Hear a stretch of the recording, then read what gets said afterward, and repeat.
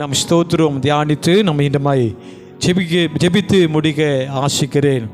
இங்கே நாம் பிரகாசிக்க தடையாக இருக்கும் காரணம் நல்லா தெரிந்து கொள்ளணும். கர்த்தருடைய பிள்ளைகள் நல்ல இந்த சத்தியத்தை நீங்கள் நல்ல அறிந்தவர்களாக இந்த நாளில் இந்த வார்த்தையின் வடி ஸ்தோத்திரம் இதை நீங்கள் அப்படியே அபியாசப்படுத்தும் போது உண்மையாகவே நம்ம பிரகாசிப்பதற்கு நாம் எழும்பி பிரகாசிப்பதற்கு இது ஏதுவாக இருக்கும் என்று சொல்லி இந்த நாளில் நாம் பிரகாசிக்க தடையாக இருக்கும் காரணம் தூக்கம்.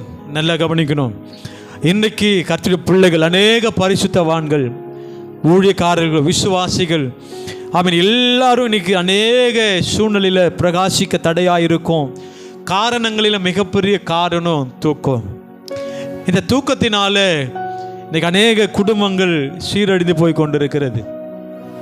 இந்த தூக்கத்தினால அநேக பிள்ளைகள் இன்றைக்கி கர்த்தருக்கு உண்மையாய் வாழ வேண்டிய அநேக பிள்ளைகள் இயேசுவை விட்டு இன்றைக்கி பின்மாற்றத்துக்குள்ளே போய்கொண்டிருக்கிறார்கள். அப்போது இந்த வார்த்தையின் அடிப்படையில் ஒரு சில வசனங்களை உங்களுக்கு காண்பித்து கொடுத்து மீண்டுமாய் நான் செபித்து முடிக்க ஆசிக்கிறேன். ரோமர் எழுதின ஸ்தோத்திரம் அப்போஸ்தலனாகிய பவுல் ரோமாபுரிக்கு எழுதின நிருபம் 13ஆம் அதிகாரம் அதனுடைய 11வது வசனம் வாசிக்க கேட்கலாம். ரோமர் 13:11வது வசனம். நித்திரையை விட்டு எழுந்திருக்கத்தக்க வேலையாயிற்றென்று நாம் காலத்தை அறிந்தவர்களாய் போதும். கர்த்தருடைய பிள்ளைகள் இந்த சத்தியத்தை கேட்கிற அருமையான கர்த்தருடைய பிள்ளைகள் இது என்ன வேலையாக இருக்கிறது என்று சொல்லி இந்த வார்த்தை அழகாக சொல்லுது. நித்திரையை விட்டு எழுந்திருக்கத்தக்கதான வேலை. இந்த 24வது வருஷத்தை முடிக்க போகிறோம். இந்த வருஷத்தை முடிக்க போகிற நம்முடைய வாழ்க்கையில் இன்னைக்கு ஸ்தோத்திரம் 100 பேர் இருக்கிறாங்களா, 1000 பேர் இருக்கிறாங்களா, அந்த 1000 பேரை போல நாமளும் இருந்தால் போதுங்க, அதை விட எதுவும் தேவையில்லை அப்படி நினைக்கக்கூடாது. கர்த்தருடைய பிள்ளைகள் 1000 பேர் இருந்தாலும் 1,00,000 பேர் இருந்தாலும் அதில் விசேஷித்தவர்களாய் கர்த்தர் நம்மை மாற்றுவதற்கு, அதில் நம்ம வித்தியாசமுடைய குடும்பங்களாய் கர்த்தர் நம்மை மாற்றுவதற்கு இந்த வார்த்தை சொல்வது இந்த காலத்தை அறிந்து கொள்ளணும். இது என்ன காலம்? நாம் நித்திரையை விட்டு எழுந்திருக்கத்தக்கதான காலம். இன்னைக்கு அநேக பேர் தூக்கத்தை விரும்பி இந்த தூக்கத்தினால இன்னைக்கு நாட்டில் என்ன நடக்குதுன்னு தெரியல. இன்னைக்கு ஸ்தோத்திரம் மழை வருதா, வெயில் காயுதா, என்ன எங்கே ஆக்சிடெண்ட் ஆகுது, எங்கே பிரச்சனை, எங்கே போர், எந்த நாட்டுக்கும் பிரச்சனை வருது ஒன்றுமே தெரியல. இன்னும் நாடு அப்படின்னு சொல்கிறத விட நாம் இருக்கிற பகுதியில் வெளியில் வந்தால் தான் தெரியும் அங்கே பிரச்சனை நடக்குதா, சண்டை போட்டுருக்குறாங்களா, என்ன நடக்குது என்பதை. இன்னைக்கு அநேக கர்த்தருடைய பிள்ளைகள் நாம் வாழுற நம்ம வாழ்க்கை இன்னைக்கு நாம் மாத்திரம் ரட்சிக்கப்பட்டு பரலோகம் போகணும்னு நினைக்கக்கூடாது. நாம் மாத்திரம் ஆண்டோட பிள்ளைகளாக இருக்கணும்னு நினைக்கக்கூடாது. இன்னைக்கு ஆண்டவர் நம்மை ரட்சித்தது உண்மையானா, ஆண்டவர் நம்மை தெரிந்து கொண்டது உண்மையானா, நம்முடைய குடும்பங்களும் அப்பேற்பட்ட வாழ்க்கைகளை நடத்துவதற்கு நாம் பிரயாசப்படணும். இன்னைக்கு நாம் ரட்சிக்கப்படுறோம். இன்னைக்கு நம்ம குடும்பத்தில் யாருமே ரட்சிக்கப்படலை. காரணம் இன்னைக்கு அநேக கர்த்தருடைய பிள்ளைகள் இன்னைக்கு நம்முடைய குடும்பத்துக்காக ஜெபிப்பது கிடையாது. இன்னைக்கு ரட்சிக்கப்படாத கணவனுக்காக, ரட்சிக்கப்படாத மனைவிக்காக, அல்லது ரட்சிக்கப்படாத பிள்ளைகளுக்காக இன்னைக்கு இந்த காலத்தில் அநேக வாலிப பிள்ளைகள் இன்னைக்கு போதைக்கு அடிமையாக இருக்கிறாங்க. இன்னைக்கு வாலிப பிள்ளைகள் நமக்கு முன்னாடி மரித்த முன்னாள் ஜனாதிபதியாக இருந்த டாக்டர் அப்துல் கலாம் ஐயா சொன்ன ஒரு வார்த்தை, வருகிற காலம் இளைஞர் கையில் தான் சொன்னார். ஆனால் இன்னைக்கு நிறைய இளைஞர்கள் எதை நோக்கி போயிட்டு இருக்கிறாங்க அப்படின்னா போதை பொருளை தேடி.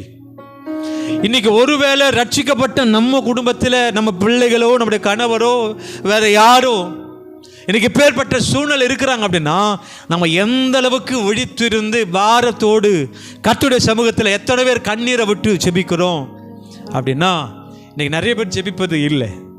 இந்த வார்த்தை சொல்லுது நித்திரையை விட்டு எழுந்திருக்கத்தக்கதான வேலை. இது காலம்.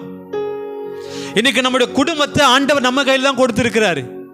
இன்னைக்கு உங்க குடும்பத்தை ரட்சிக்கப்பட்ட உங்க கையில் தான் ஆண்டவர் கொடுத்திருக்கிறார். உங்க குடும்பத்தை குறித்து ஆண்டவர் உங்ககிட்ட தான் கணக்கு கேட்பார். எத்தனை முறை எத்தனை பேருக்காக நீ ஜெபித்திருக்கிற, எத்தனை முறை திறப்புல நின்று உன் பிள்ளைகள் ரட்சிக்கப்படுவதற்கு, அல்லது இன்னைக்கு ஸ்தோத்திரம் கர்த்தருடைய சமூகத்தில் வராத அநேக பின்மாற்றத்தில் இருக்கிற பிள்ளைகளுக்காக எத்தனை முறை ஜெபித்திருக்கிற அப்படின்னு ஆண்டவர் உங்க கையில் தான் கணக்கு கேட்க போறார். இன்னைக்கு நம்ம சொல்றோம், என் பிள்ளை இப்படியா இருக்கிறாங்க, என் கணவர் இப்படியா இருக்கிறாங்க, நான் சொல்றதை கேட்கவே மாட்டேன்றான். நீங்க சொல்றதை காட்டிலும், நீங்க அவளோடு கூட பேசுகிறதை காட்டிலும் அதிகமான நேரம் ஆண்டவருடைய சமூகத்தில் ஜெபிக்கணும்.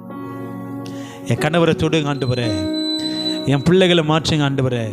இன்னைக்கு அநேக வாலிப பிள்ளைகள் இன்னைக்கு போதைக்கு அடிமையாகி வேலைக்கு போறதில்லை. அவங்க குடும்பம் கடனில் இருக்கும், அவங்க குடும்பம் கடங்காரம் வந்து கேட்டுட்டு இருப்பாங்க. ஆனாலும் அது என்ன சூழ்நிலைன்னு அறியாம தான் இஷ்டம் போல வாழ்கிற அநேக பேரை நம்ம பார்க்குறோம். இன்னைக்கு ஒருவேளை நம்ம குடும்பத்தை கர்த்தர் ஆசீர்வதிச்சிருக்கிறாரா, நம்ம குடும்பம் முழுமையாக கர்த்தர் நமக்கு ரட்சிப்பு உள்ள மாற்றிருக்கிறாரா, ரொம்ப சந்தோஷம். அப்போ நமக்கு முன்னாடி நம்ம இருக்கிற இடங்களில் எத்தனை குடும்பங்கள் பிரச்சனையில், எத்தனை குடும்பங்கள் இன்னைக்கு ஸ்தோத்திரம் குடிப்பழக்கத்தில் இன்னைக்கு சண்டை போட்டுட்டு இன்னைக்கு நிம்மதி இல்லாமல் இருக்கிறாங்க. அப்படி என்பதை நாம் பார்ப்பதற்கு கொஞ்சம் வெளியில் வரணும், தூக்கத்தை விட்டு வரணும். இந்த வார்த்தை சொல்லுது, அநேக கர்த்தருடைய பிள்ளைகள் இப்படி தான் இருக்கிறாங்க. நான் மாத்திரம் நல்லா இருந்தால் போதும், என் குடும்பம் மாத்திரம் நல்லா இருந்தால் போதும். இன்னைக்கு என்னை கேட்டுக்கொண்டிருக்கிற அருமையான கர்த்தருடைய பிள்ளையே, இன்னைக்கு நம்ம இருக்கிற இடங்களில், நாம வசிக்கிற இடங்களில் எத்தனையோ பேர் கர்த்தர் விரும்பாத அநேக காரியங்களை செய்து கொண்டிருக்கிறாங்க.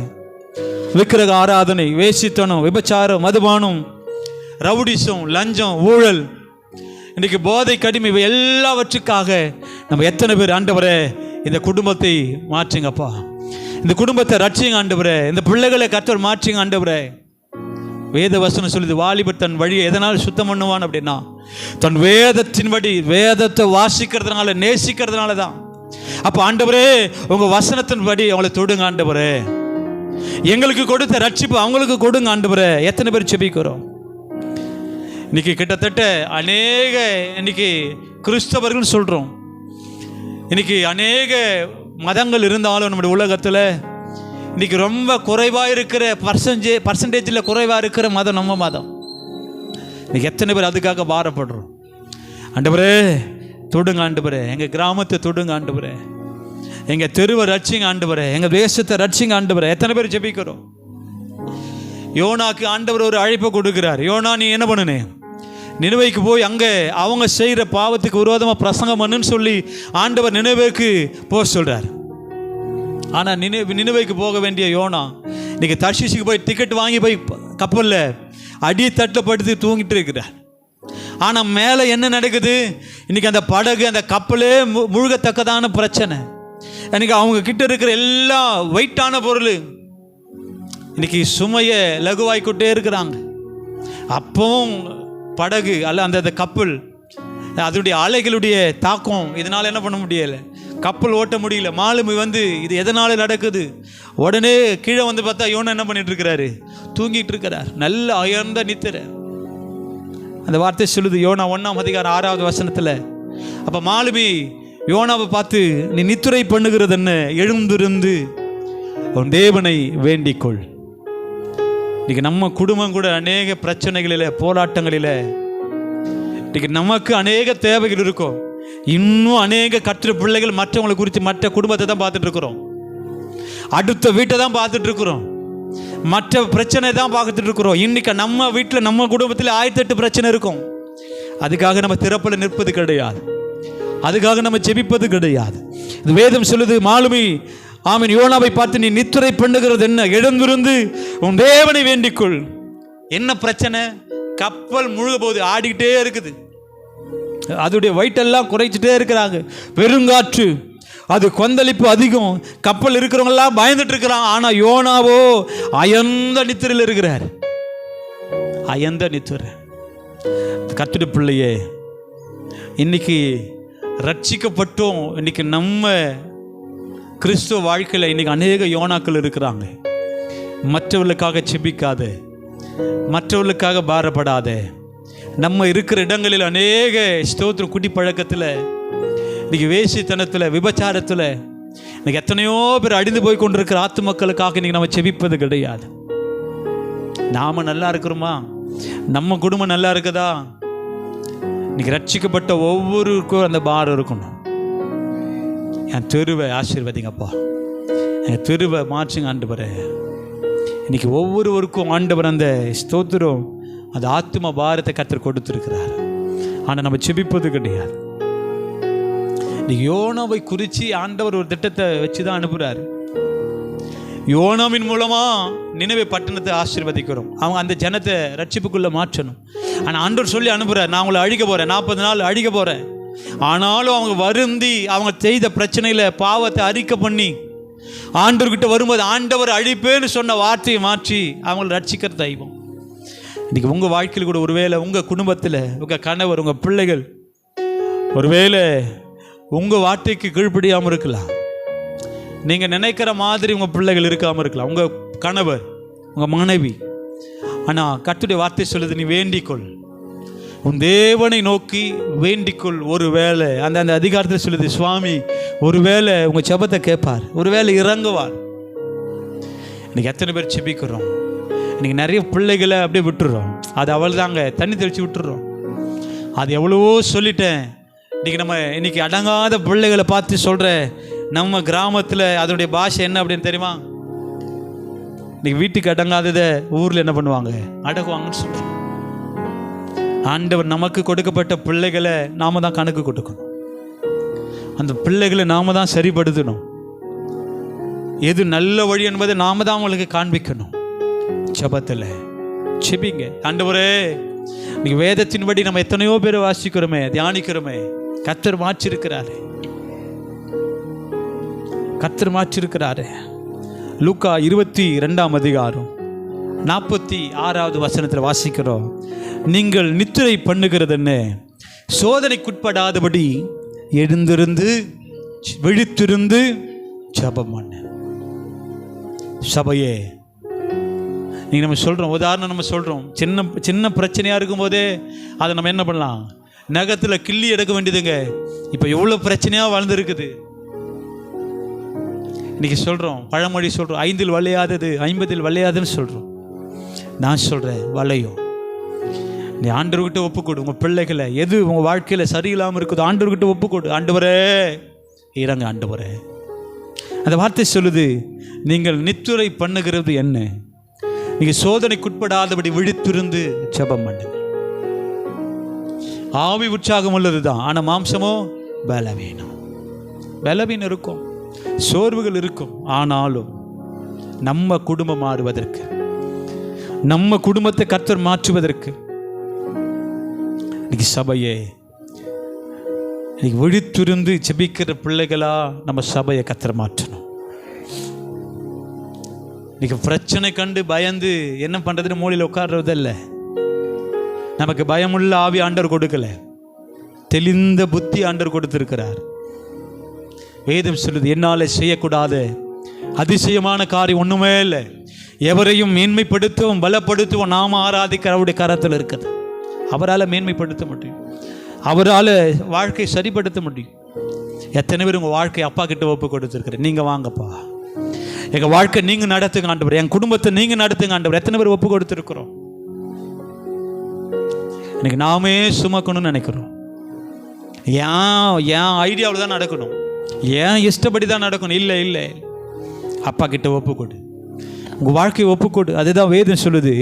புலம்பல் 2ஆம் அதிகாரம் 19வது வசனத்தில் வாசிக்கிறோம், எழுந்திரு, ராத்திரியிலே புதர் சாமத்தில் கூப்பிடு. ராத்திரியில புதர் சாமம். அதுதான் நான் சொல்லுவேன். நம்ம குடும்பத்தில் எவ்வளோ பிரச்சனை இருக்கும், ஆனால் அதுக்காக செபிக்காம, அதுக்காக வாரப்படாமல், அதுக்காக துறப்பில் நிற்காம, அதுக்காக தான் சொல்கிறேன். வேதம் சொல்லுது, ரத்த பழி உங்ககிட்ட கேட்பேன், கணக்கு கேட்பேன்னு சொல்கிறார். அவர்களுடைய ரத்த பழி ஆண்டவர் நம்ம கையில் ஆண்டவர் கேட்குறாராம்.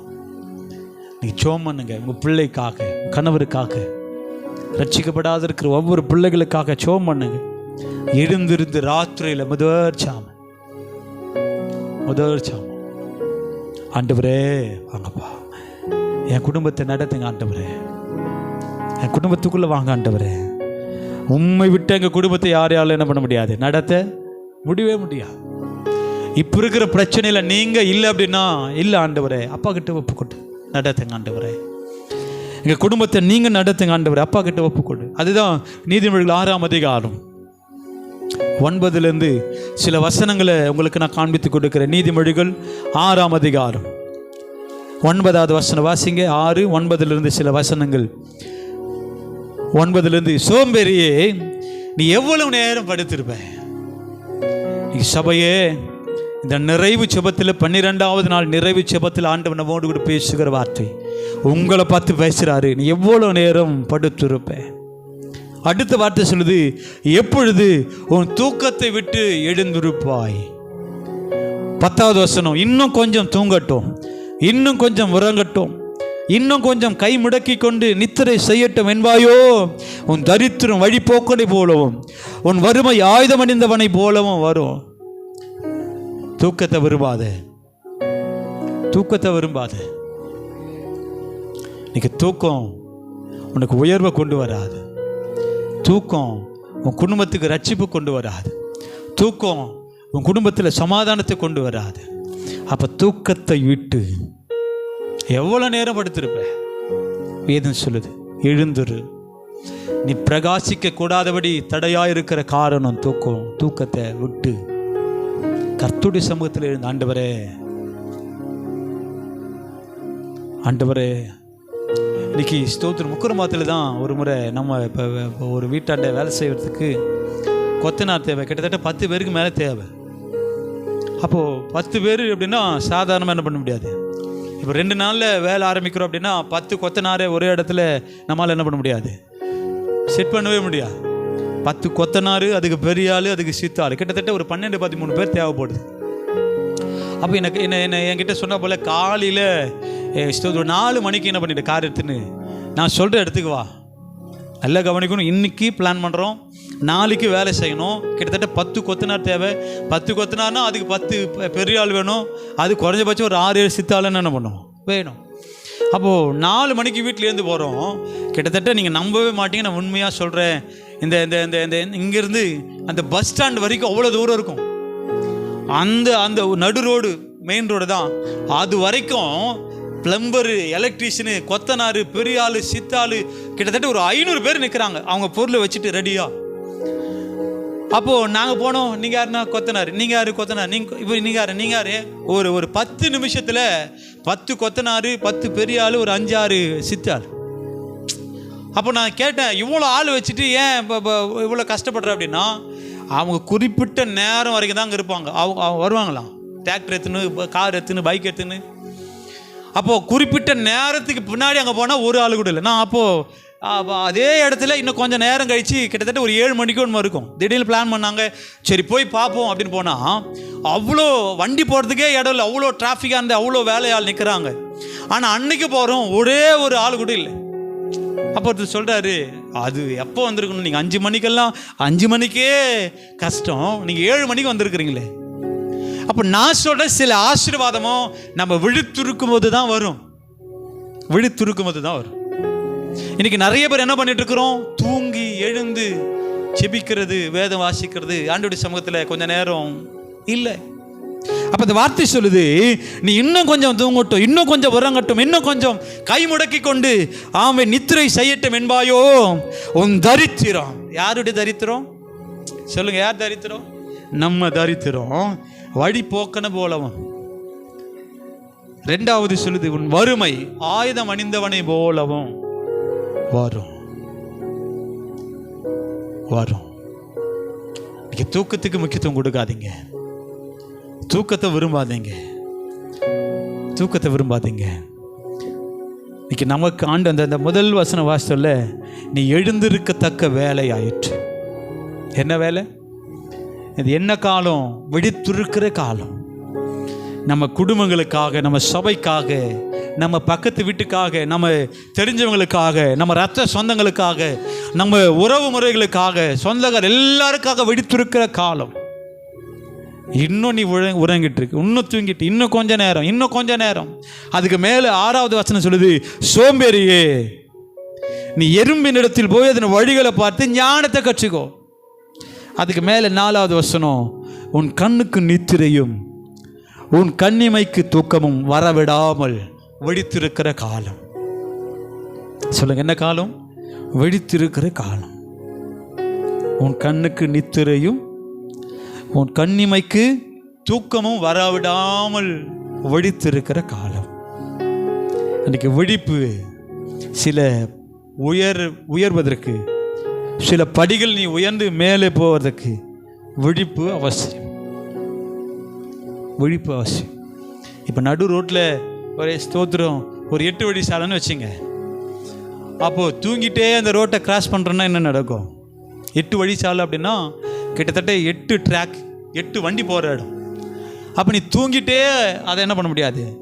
8 வழி சாலை என்பது வெடித்திருக்கிறவராலே என்ன பண்ண முடியாது, சீக்கிரத்தில் கிராஸ் பண்ணவே முடியாது. அப்போ நம்ம தூங்கிட்டு கிராஸ் பண்ணோம்னா,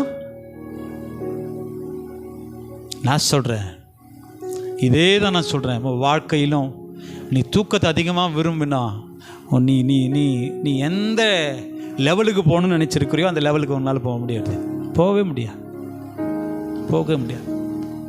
அந்த வார்த்தை சொல்லுது, புலம்பல் 2:19 வாசிருக்கிற, எழுந்து முதற் சாமத்தில் ஆண்டோடைய சமூகத்தில் இருதயத்தை தண்ணீரை போல ஊற்று. அதுதான் 142 சங்கீதம் 2வது வசனம் வாசிங்க. 142 2வது வசனம்.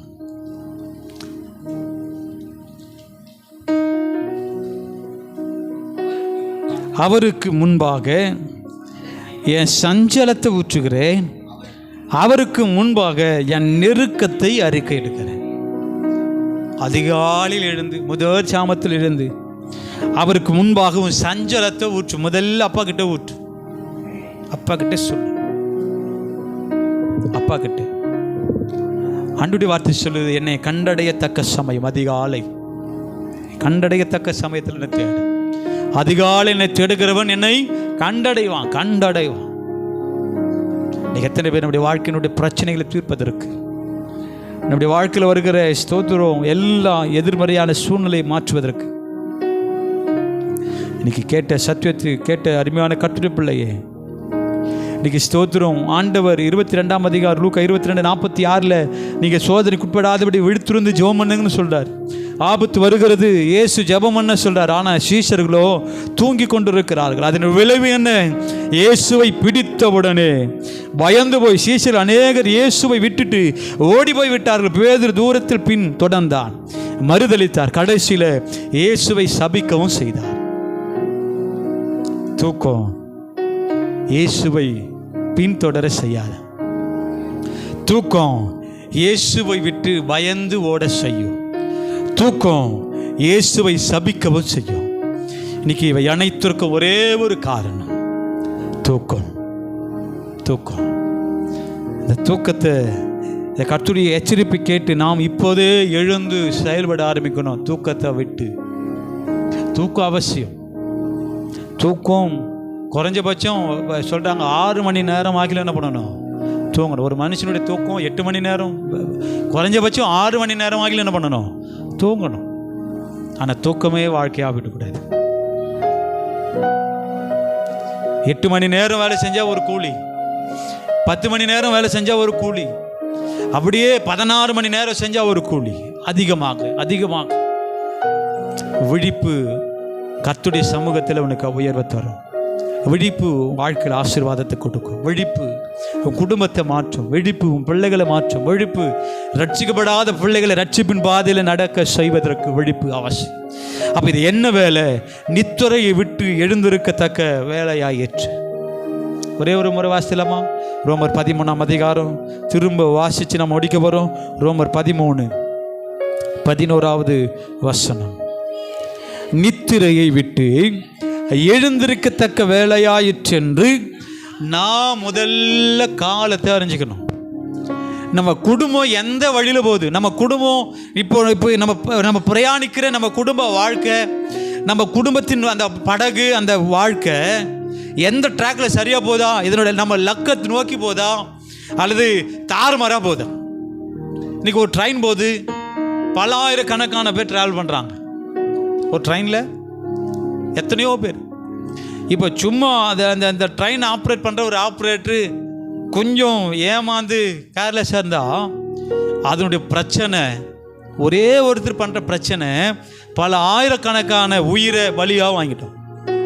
இந்த ட்ராக்கில் சரியாக போகல அப்படின்னா, அது சிக்னல் ரெட்டு போட்டு இருக்குதா க்ரீன் போட்டு இருக்குதா அதை கவனிக்காமல் அதை ட்ரெயினை ஓட்டுற ஆப்ரேட்டரு, அந்த டிரைவரு அதை கவனிக்காமல் கொஞ்சம் உறங்கிட்டார் அப்படின்னா பல ஆயிரக்கணக்கான இழப்புகள் வரும் ஒரே ஒருத்தரால்.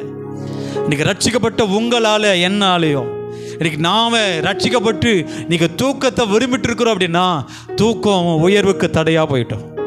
அப்போ இது என்ன காலம்? நித்திரையை விட்டு எழுந்திருக்கத்தக்க வேலை. நீ எழுந்திருக்கணும். இன்றைக்கி அநேக பேர் தூக்கத்தை விரும்புகிறோம். இன்றைக்கி எத்தனை பேர் அதிகாலையில் எழுந்து, ஆண்டவரே என் குடும்பம் இப்படியா போயிட்டுருக்கு, ஆண்டவரே என் பிள்ளை ரட்சிக்கப்படலை, என் கணவர் ரட்சிக்கப்படலை, என் மனைவி ரட்சிக்கப்படலை, ஆண்டவரே ரட்சிப்புக்குள்ளே நான் நடத்துங்க ஆண்டவர். எத்தனை பேர் ஆண்டவர்கிட்ட சொல்கிறோம்? அப்போ அந்த வார்த்தை சொல்லுது 13:11, நாம் காலத்தை முதல்ல அறிஞ்சிக்கணும். நம்ம குடும்பம் சரியான பாதையில் அந்த ட்ராக்கில் போதான்னு பார்க்கணும். இன்றைக்கி நம்ம சொல்கிறோம், இன்றைக்கி நான் சொல்லுவேன், இயேசுவை ஏற்றுக்கொள்ளாதவங்க தான் சொல்லுவாங்க இன்றைக்கி 5 வளாது 50. நான் சொல்கிறேன், எப்போ வேணாலும் வளைக்கிற ஒரு தகப்பனை தான் நீ ஆராதிக்கிறேன்.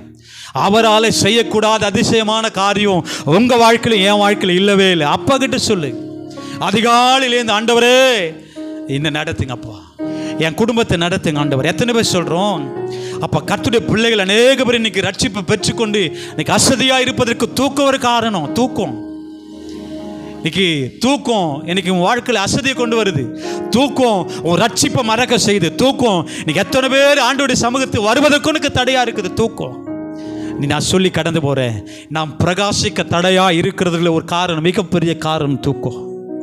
அப்போ ஆண்டவருடைய வார்த்தை சொல்லுது, யோனாவை பார்த்து சொல்கிறாரு, நீ நித்திரை பண்ணுகிறது என்ன? எழுந்திருந்து மாலுமி சொல்கிறார்ல, எப்பா எவ்வளோ பிரச்சனை நடந்துட்டு இருக்கு, நீ என்ன பண்ணிட்டு இருக்கிற? தூங்கிட்டு இருக்கிற. கப்பலே முழுக போகுது. இன்னைக்கு யோனாவால் கப்பல் முழுகுது, கப்பலில் பிரயாணம் பண்ணுற எல்லாருமே சாக இருக்கிறான். அவ்வளோ பிரச்சனை வந்துச்சு. ஆனால் பிரச்சனைக்கு காரணமான யோனாவுக்கு மாத்திரம் தூக்கம் வருது. இன்னைக்கு நான் சொல்கிறேன், இன்னைக்கு தூக்கம் கர்த்தருடைய பயத்தை உனக்கு கொண்டு வராது. நீ பயம் அற்று போயிடும். தூக்கம் தூக்கம் தூக்கம். அதுதான் நீதிமொழிகளை வாசிக்கிறோம். இன்னும் எவ்வளோ நேரம் தூங்குவேன்? இன்னும் கொஞ்சம் தூங்கட்டும், இன்னும் கொஞ்சம் கை முடக்கி கொண்டு நித்திரை செய்யட்டும் என்பாயோ? உன் தரித்திரம் வருவதை நீ கவனிக்கல, உன் பிள்ளைகள் உன் வாழ்க்கை சீர்கெட்டு போகிறத என்ன கவனிக்கல. நான் சொல்கிறேன், இது என்ன காலம்? நாம் காலத்தை அறிந்தவர்களாய் இப்படி நடக்கணும்னு ஆண்டவர் விரும்புகிறார். சபையே இப்படி நடக்கணும்னு விரும்புகிறார். இன்னைக்கு எத்தனை பேர் ஒப்பு கொடுக்க போற? எத்தனை பேர் ஒப்பு கொடுக்க போற? இன்னைக்கு நான் சொன்னது போல ட்ரெயினில் ஒரே ஒரு ஆளால் அவர் கொஞ்சம் அசதியாக தூங்கிட்டாருன்னு எத்தனையோ இழப்புகள் வருமே. இன்னைக்கு ரட்சிக்கப்பட்டு உன் குடும்பத்தில் 10 பேர் இருக்கிறாங்களா? ஆண்டவர் உன்னை மாத்திரம் ரட்சிப்புள்ள மாற்றிருக்கிறாரா? அப்போ நம்ம வேலை என் குடும்பத்துக்காக திறப்புல நிற்பது, என் குடும்பத்துக்காக பாரப்படணும், என் குடும்பத்தை நடத்துங்க ஆண்டவரேன்னு சொல்லணும். இன்னைக்கு எத்தனை பேர் அப்பா கிட்ட அப்படியே முடிந்த முழங்கால் படிட்டு இன்னைக்கு ரட்சிப்பை பெற்றுக்கொண்டு நான் இன்னைக்கு தூங்கிட்டு இருக்கிற ஆண்டவர், அசதியாக இருக்கிற ஆண்டவரே, இன்னைக்கு நானும் அசதியா இருக்கிற ஆண்டவரே ஒப்பு கொடுங்க. ஹல்லேலூயா ஹல்லேலூயா ஹல்லேலூயா ஹல்லேலூயா. நன்றி ஆண்டவரே, நன்றி அப்பா, நன்றி அப்பா, நன்றி அப்பா. கர்த்தரை நோக்கி அமர்ந்திருப்போம், கவலை மறந்து காத்திருப்போம். கர்த்தரை நோக்கி அமர்ந்திருப்போம், கவலை மறந்து காத்திருப்போம். நீதிமான் ரட்சிப்பு நிச்சயமே, நித்தோம் அடைக்கலும் கர்த்தர்தாமே. நீதிமான் ரட்சிப்பு நிச்சயமே, நித்தோம் அடைக்கலும் கர்த்தர்தாமே. உதவி செய்து காத்திடுவார், உதவி செய்து காத்திடுவார், உள்ளத்தில் தங்கி நடத்திடுவார், உள்ளத்தில் தங்கி நடத்திடுவார். கர்த்தரை நோக்கி அமர்ந்திருப்போம், கவலை மறந்து காத்திருப்போம். கர்த்தரை நோக்கி அமர்ந்திருப்போம், கவலை மறந்து காத்திருப்போம்.